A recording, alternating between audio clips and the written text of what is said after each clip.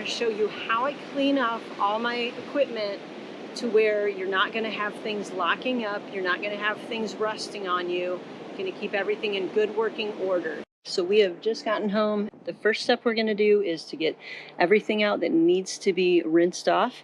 I'm going to lay it all out on the driveway. One thing I want to point out to you is a lot of people don't realize that you should not be using like a jet setting for rinsing off your reels. This is the jet setting. For your reels, I put it on a shower setting. You want a lower setting. And we're getting the sand off and things like that. I'm getting the sand off, especially the tips. You know, if you put them on the ground before you leave, make sure you get all of that. But on your reels, you're going to want to spray them from the bottom.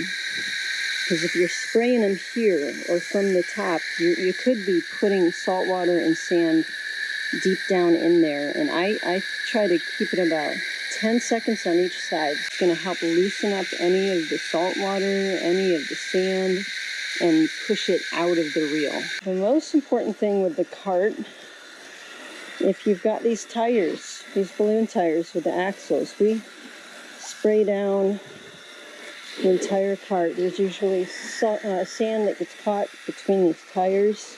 I'm going to spray on the underside here on these axles, and you definitely want to do this every single time, because if you're not doing this, this is how it gets squeaky.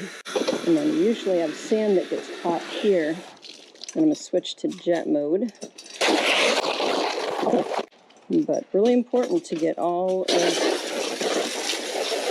that sand and junk out from the axles and the tires. That's going to keep that cart preserved for the long term, as we're taking care of it after every single trip.